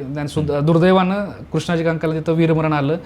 आणि इथं अजून एक गोष्ट तुम्हाला सांगतो की इंटरेस्टिंग आहे की जे शिवाजी महाराज करत होते की शिवाजी महाराजांनी ज्यावेळेस तानाजी मालुसरे यांचा देह सिंहगडावरती पडलेला आहे, बरोबर, की आता त्यांचं हौतात्म्य झालेलं आहे. शिवाजी महाराजांनी त्यांच्या मुलाचं रायबाचं लग्न होतं तानाजी मालुसरे यांच्या मुलाचं, बरोबर, त्यांच्यासाठी त्यांनी पारगडची किल्लेदारी दिलेली तानाजी मालुसरेच्या मुलाला, रायबानला. आणि इथं संभाजी महाराजांनी काय केलं माहिती का, कृष्णाजी कंक गेल्यानंतर त्यांचा 3 वर्षाचा मुलगा होता. त्या 3 वर्षाच्या मुलाला संभाजी महाराजांनी 1000 होन वार्षिक दिलेले आहेत आणि 600 होन नेमून एक व्यक्ती ठेवलेला आहे त्यांच्यासाठी. म्हणजे जे शिवाजी महाराज करत होते संभाजी महाराज करत होते. मोठ्या हुद्द्यावरचा सरदार ज्या वेळेला कामी येतो तर त्याला ते कंपन्सेशन किंवा त्याला रिवॉर्ड करणं फार गरजेचं असतं. जर एखादा वीर कामी आला तर त्याची संपूर्ण जबाबदारी शिवाजी महाराज घेत होते. तसंच संभाजी महाराजांनी केलेलं आहे. मग पुढं ह्या पोर्तुगीजांना कायमचं तोंड देण्यासाठी संभाजी महाराजांनी डायरेक्ट गोव्यावरती स्वारी केलेली. आणि ही जी स्वारी केलेली, तर ह्याचं तुम्ही बऱ्याच ठिकाणी वर्णन ऐकलं असेल की त्या गव्हर्नरनं की ते सेंट झेवियरचं जे प्रेत होतं ते बाहेर काढलं. म्हणजे ते तेव्हाच काढलं जातं की ज्यावेळेस कुठल्या तरी राज्यावरती आपल्या संकट येतं खूप मोठं स्ट्रॉंग. ही घटना त्याच्या बाबतीत सांगितली. तिथून त्या मोहिमेचं जे हे यश म्हणता येईल की ते गोव्याची राजधानी त्यांना बदलावं लागली, बरोबर, मुरगावला हलवावं लागली त्यांना राजधानी.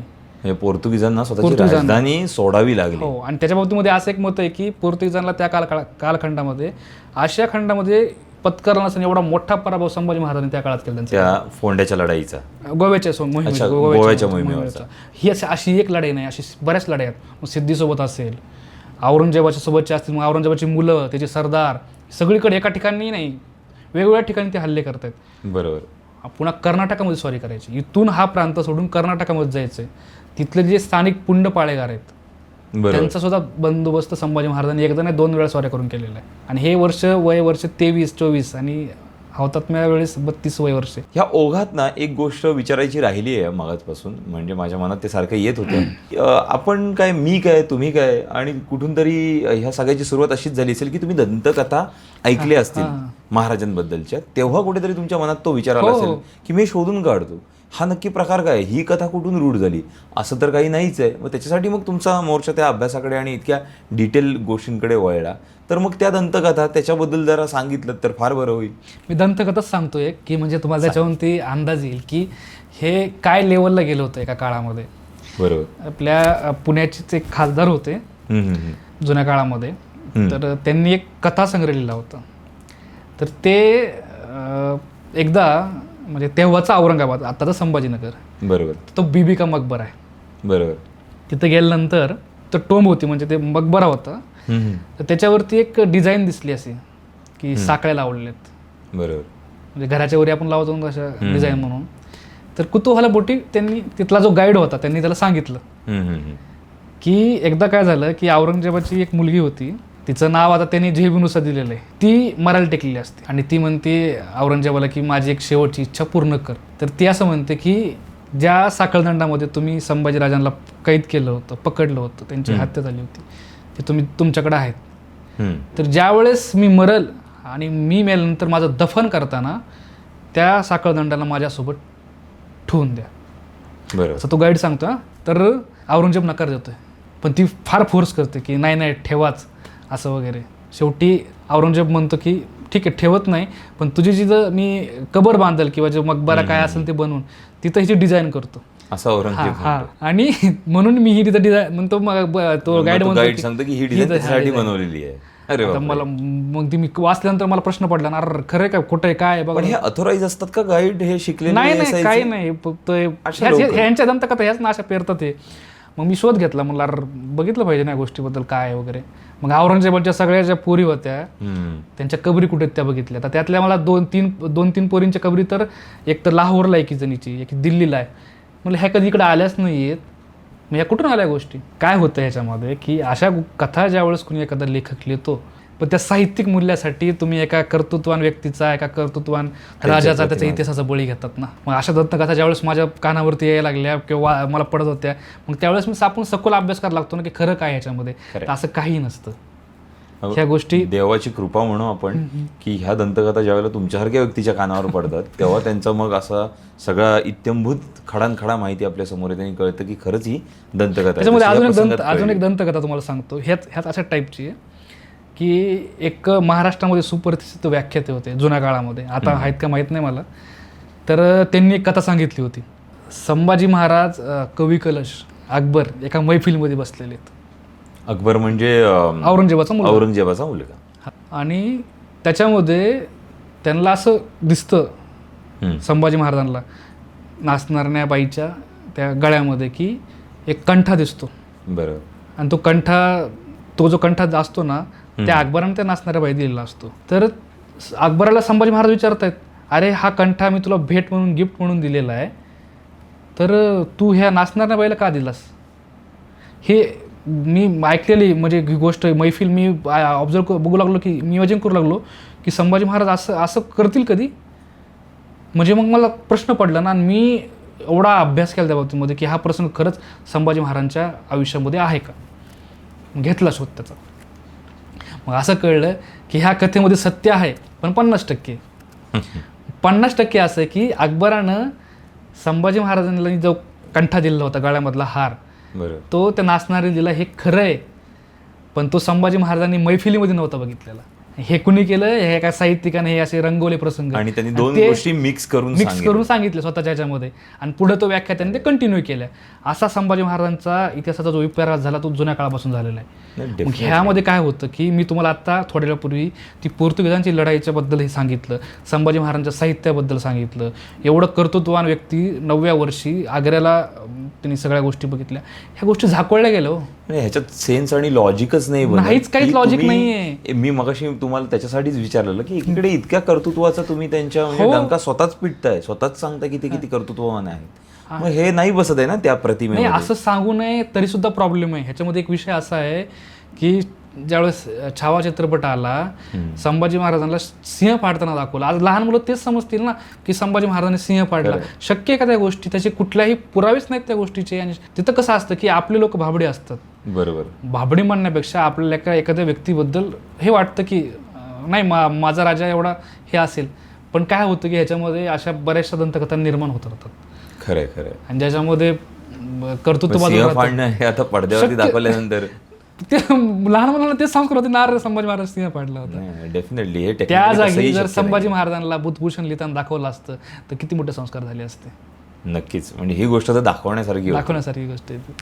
आणि मग तिथे हे दिसतच आहे की ह्या दंतकथा अशाच उदयाला अशा येतात. भरपूर आहेत. पण ईश्वर कृपेने आज तुमच्यासारखी माणसं संशोधन करतायत आणि या माध्यमातून ते लोकांपर्यंत पोहोचवण्याचं काम करतात. हे अजून वाढेल आणि हे सगळं हळूहळू दंतकथांचं जे काय गारुड आहे ते सगळं विरून जाईल अशी मी ईश्वरचरणी प्रार्थना करतो. आणखीन एक म्हणजे महाराजांबद्दल नेहमी धर्माचा मुद्दा जोडला जातो. ते धार्मिक होते का? धर्मयुद्ध त्यांचं इतर शाळांशी होतं का? तर त्याच्यात एक म्हणजे मुद्दा मी असा विचारतो की त्यांच्या पदरी मुस्लिम सैनिक किती होते? आणि मग तो धार्मिक मुद्दा जर का रंगवला जातो किंवा त्यांच्या डोक्यात खरंच तसं होतं तर तो नक्की कशा स्वरूपाचा धार्मिक मुद्दा त्यांच्या डोक्यात होता? ती धर्माची जी लढाई होती की त्यांना नक्की धर्म म्हणून काय टिकवायचं होतं? आणि त्यांच्या पदरी मग तसंच मुस्लिम सैन्य होतं का? ह्या दोन गोष्टी किती खऱ्या आणि खोट्या? त्याच्यामध्ये असा विषय आहे की जसं शिवाजी महाराजांच्या पदरी जे मुस्लिम सैनिक होते त्यांची नावं यादी येतात, मग त्यांच्याविषयी सगळं सखोल संशोधन येतं. मग संभाजी महाराजांच्या बाबतीमध्ये काय? बरं ठीक आहे, संभाजी महाराज तर आहेतच, पुढं थोरले शाहू महाराज आहेत, पुढं अजून दुसरे छत्रपती आहेत, त्यांच्याविषयी काय? मग संभाजी महाराजांच्या बाबतीमध्ये आहे की नाही काय गोष्टी की संभाजी महाराजांच्या पदरी मुस्लिम सैनिक होते का? होते तर कोण कोण होते?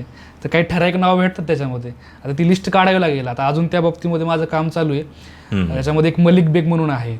अच्छा. संभाजी महाराजांच्या बाबतीमध्ये जो मुस्लिम सैनिक संभाजी महाराजांच्या पदरी होता, त्याच्याकडं 1001 तिरंदाज म्हणता येईल आपला धनुर्विद्या म्हणजे चा अभ्यास असणार किंवा भालेस्वार जे असतात त्यांची फौज होती वेगळी, मुसलमानांच्या स्पेशल मुसलमानांची असे उल्लेख आहेत. त्यानंतर अजून एक शेख इब्राहिम होता, शेख हुसेन असेल, काही काळ थोड्या काळ अगोदर काजी हैदर होता. पण ही नंतर मंडळी मुघलांना फितूर झाली, ती मुघलांकडे निघून गेली होतं. म्हणून त्यांच्या बाबतीत काय असं विशेष काही सापडत नाही. पण नावं सापडतात की एवढी होती म्हणून वगैरे. असं विशेष काही नाही की काय काम केलं वगैरे. पण तो काय होतो विषय शिवाजी महाराजांच्या बाबतीत जर बघायचं गेलं तो बी इकडंच वाद होतील. त्यामुळे जे आहे ते आहे, एवढी नावं भेटतात आपल्याला. अजून कदाचित जास्त बी नावं भेटतील. मग हेच म्हटलं की म्हणजे धर्मयुद्ध आणि धर्मरक्षण यातल्या कोणत्या मुद्द्यावरती म्हणजे त्यांचा विचार प्रवाह होता संभाजी महाराजांचा? धर्मयुद्ध म्हणण्यापेक्षा तर तुम्ही 2 शब्द वापरलेत ना, त्यामध्ये धर्मरक्षण ठीक वाटतं मला. हा, म्हणजे मला तेच इथे कन्फर्म करायचं होतं की धर्मरक्षण हा पार्टच वेगळा आहे आणि धर्मयुद्ध हा पार्ट वेगळा.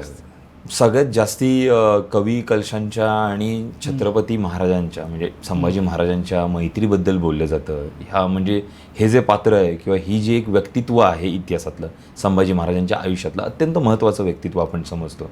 थोडं कवी कलशांविषयी जर का सांगितलं तर फार बरं होईल. हां, थोड्या वेळापूर्वी आपण बोललोच ना की आग्रा भेटीपासून कवी कलशांचा संबंध संभाजी महाराजांसोबत येतो. ते मधल्या टाईम स्पॅनमध्ये म्हणजे 1666 ते 1674 म्हणजे शिवाजी महाराजांचा राज्याभिषेक झाल्यानंतरची म्हणजे घटना आहे की ह्याची 77मधलं ज्यावेळेस कलशाभिषेक झाला त्यावेळेस संभाजी महाराजांसोबत कवी कलश होते. हा मधल्या कालखंडामध्ये ते काय कुठं होते हे माहीत नाही आत्तापर्यंत, काही कालखंडापर्यंत. पण आमचा असा अभ्यास मी मांडलेला आहे की ते राजस्थानमध्ये असले पाहिजेत. कारण नंतर ज्या घटना घडल्या त्यांच्या आयुष्यामध्ये म्हणजे त्यांच्या कुटुंबाच्या बाबतीमध्ये तर ते राजस्थानामध्ये खूप जास्त घडलेले आहेत. आणि त्याच्यावरती आणि जो मला आत्ता अलीकडे ग्रंथ भेटला कवी कलशांचा तर त्याच्यावरून तर ते अंदाज बांधू शकतो की ते राजस्थानमध्ये होते. कोणता ग्रंथ? कवी कलशांचा ग्रंथ आहे त्यांचा, चंदकवर्री वार्ता म्हणून, तर तो मला भेटलेला आहे. तर तो ग्रंथ तिथले एक प्रतापगड म्हणून राज्य आहे, तिथले राजे होते राजा प्रतापसिंह, तर त्यांच्या पदरी ते असावेत त्या कालखंडामध्ये. नंतर ते महाराष्ट्रामध्ये आले. शिवाजी महाराजांच्या अगोदरपासून त्यांची ओळख होती. तर तिथं त्यांची आग्रा भेटीच्या वेळेस संभाजी महाराजांसोबत ओळख झालेली आहे. मग तिथून ते नंतर महाराष्ट्रामध्ये आले. नंतर इथं शिवाजी महाराजांच्या हयातीमध्ये संभाजी महाराजांसोबत आहेत बरं का ते. शिवाजी महाराज नंतर आलेले नाही येतं. तर तिथून त्यांची मैत्री आहे आणि ती मैत्री आपण बघतो शेवटला काय झालं ते. नक्की त्या प्रश्नाकडे ज्यावेळेला वळू तेव्हा तिथे अजून त्याच अनुषंगाने येईल. पण त्यापूर्वी अत्यंत महत्त्वाची माणसं संभाजी महाराजांच्या आयुष्यातली, जसं त्यांची फर्स्ट फॅमिली होते की त्यांची पत्नी, त्यांची मुलं, याच्याबद्दल पण फारसे कुठे उल्लेख ऐकायला आपल्याला मिळत नाहीत. एक आपण येसुबाईंबद्दल ऐकतो आणि शाहू महाराजांबद्दल ऐकतो. हो, मग त्याबद्दल जर का थोडं सांगितलं की कसा परिवार संभाजी होता महाराजांच्या पहिल्या पत्नी म्हणजे येसुबाई, त्या शिर्के घराण्यामधल्या होत्या. त्यांचा? बरोबर. दुसऱ्या पत्नीचं जे नाव भेटतं आता दुर्गाबाईंचं भेटतं. अच्छा. त्या जाधव घराण्यातील असाव्यात असं संशोधकांचा, अभ्यासकांचा तर्क किंवा अभ्यास मांडलेला आहे त्यांनी. आता त्याच्यावरती बी अजून काम चालू आहे. आणि संभाजी महाराजांना 3 मुलं आणि 3 मुली होत्या. बरोबर. त्यातले शाहू थोरले, मदन सिंग आणि माधव सिंग नावाचे 2 अजून मुलं होती. एक भवानीबाई नावाची कन्या होती आणि 2 मुलींची नावं काय सध्या भेटत नाहीत आपल्याला. बरोबर. आता त्यांच्या आई कोण होत्या? आता येसुबाईंची जी 2 मुलं होती म्हणजे शाहू महाराज आणि भवानीबाई. बरोबर. दुर्गाबाईंची एक कन्या होती, त्यांचा एक उल्लेख भेटतो. पण बाकी 3 लोकांच्या आई कोण आहेत म्हणजे 2 मुलांची आणि 2 ह्याची, तर ते आपल्याला काही पुरावे अजून भेटत नाहीत सध्या त्या बाबतीमध्ये. त्याबद्दल संशोधन चालू आहे सध्या. अर्थात छत्रपती संभाजी महाराजांबद्दल जेव्हा आपण बोलायला सुरुवात करतो तर त्यावेळेला संगमेश्वर, त्यांची अटक जिथे झाली, तर त्याच्या बाबतीत पण बऱ्याचशा गोष्टी ज्या आहेत त्या लोकांना माहीत करून घ्यायच्या असतात की अटकेचा प्रसंग ज्या वेळेला होता तर त्यावेळेला किती वेळ होता संभाजी महाराजांकडे तिथून निसटण्याचा, मग तो त्यांचा डिसिजन तसा का झाला, ह्या गोष्टी कधीच समोर नाही आल्या. कारण तो ग्लॉरिफायच इतका करून सांगितला जातो की मग ह्या गोष्टीकडे कोणाचं लक्षच जात नाही की खरा दिवस होता, रात्र होती, किती वेळ त्यांच्याकडे होता, किती वेगाने शत्रू त्यांच्याकडे येत होता, तर खरा प्रसंग काय आहे त्यांच्या अटकेचा. आता ह्या अटकेच्या प्रसंगाबद्दल जर खरं पाहायचं गेलं तर ह्या आजही इतिहासाला कोडच आहे. म्हणजे अचानक हल्ला झाला, फितुरी कुणी केली, नावं ज्यांची येत आहेत, कन्फर्मेशन काय भेटत नाही आहे. आता तुम्ही ज्यांची नावं इतिहासामध्ये किंवा वाचताय वगैरे, आपण कुणावरती आरोप देखील करू शकत नाही आहे. बरोबर. कारण तो जर प्रांत बघितला, संगमेश्वर जर प्रांत बघितला, तर आज मी काही वर्षांपूर्वी तिकडे गेलो होतो. ज्यावेळेस मी ते संगमेश्वरचा प्रांत बघितला तर ते आता ते नवीन रस्ता झालेला आहे. त्या रस्त्याच्या बाजूला फक्त झाडं दिसत आहेत. त्या झाडामध्ये काही दिसत नाही. एवढा गर्द झाडीमध्ये तो प्रांत आहे. तशा ठिकाणी शत्रू येणं, अचानक येणं, ते छापा मारणं त्यांनी किंवा महाराजांना अटक करणं, काही सांगता येत नाही त्याच्या बाबतीमध्ये. ते सर्व गोष्टी अचानक घडलेल्या आहेत. बरोबर. तिथून अटक कुठं झाली? मग संगमेश्वरच्या वाड्यामध्ये झाली की तिथून एक नावडी नावाचं बंदर आहे. संगमेश्वरच आजही आहे ते. आजच संगमेश्वरच आहे नाव. तर नावडी इथं अटक झालेली आहे. बरोबर. म्हणून ते जो शेवटचा कालखंड 1 महिन्याचा, त्या बाबतीत खरंच आजपर्यंत खूप म्हणजे कुठल्याच ठाम डिसिशनवरती येता येत नाही आहे. पण ह्या गोष्टी तुम्हाला माहिती आहेत की तिथून अटक झाली, संभाजी महाराजांना वडू तुळापूरला तिकडं आणलं गेलं. बरोबर. आणि संभाजी महाराजांच्या आयुष्यामध्ये एक दुर्दैवी गोष्ट म्हणता येईल त्यांच्या बाबतीमध्ये, अगदीच, की संभाजी महाराजांच्या आयुष्यात जेवढ्या काही म्हणजे थोड्या वाईट म्हणता येईल किंवा ज्या घटना घडल्या त्या सगळ्या संगमावरती घडलेल्या आहेत. म्हणजे जिथून संभाजी महाराज दिलेर खानाला भेटायला गेले तो संगम माहुली, जिथं अटक झाली तो प्रांत संगमेश्वर, जिथं 3 नद्यांचा संगम आहे संगमेश्वरला, आणि जिथं त्यांची हत्या झाली ते म्हणजे वडू तुळापूरचा त्रिवेणी संगमावरती सगळ्या गोष्टी झालेल्या आहेत. आता तिथं त्याच्या अगोदर एक घटना झाली जी मला असं वाटतं की तुम्हाला माहिती आहे नंतर काय झाल्या गोष्टी, पण मला ही गोष्ट सांगायची वाटते, ही संभाजी महाराजांच्या बाबतीमध्ये प्लीज बघितलीच पाहिजे आपण, की बहादूरगडच्या किल्ल्यामध्ये आणलं गेलं. म्हणजे आत्ताचा धर्मवीरगड ज्याला म्हणतात आपण, तो बहादूरगडचा किल्ला श्रीगोंद्याजवळचा, तिथं संभाजी महाराजांना आणलं गेलं. संभाजी महाराजांना उंटावरती बसवलं गेलं. त्यांच्या डोक्यामध्ये ती टोपी घातली गेली विदूषकासारखी, तख्ते कुला, हे सगळं तुम्हाला माहिती. आता ह्यात जी गोष्ट आपल्याला लोकांना, फार कमी लोकांना माहिती, ती सांगतो की संभाजी महाराजांना ह्या उंटावर बसवल्यानंतर जे जखडलं होतं किंवा महागुंड एका माणसाने धरलं होतं, हा सगळा प्रसंग तिथं चालू होता त्या किल्ल्यामध्ये. बरोबर. कुणी इथे दगड मारतंय संभाजी महाराजांना, कुणी खूप त्यांच्यावरती अत्याचार तर होत आहेत, ह्याचं वर्णन आपल्याला फारसी साधनांमध्ये भेटतं. आता जे लोकांना माहीत नाही ते सांगतो. दुर्दैवानं म्हणा सुदैवानं म्हणा, त्यावेळेस त्या दिंडीच्या वेळेस जेव्हा संभाजी महाराजांचं हे सगळं चाललं होतं, बाजूला एक चित्रकार उभा होता.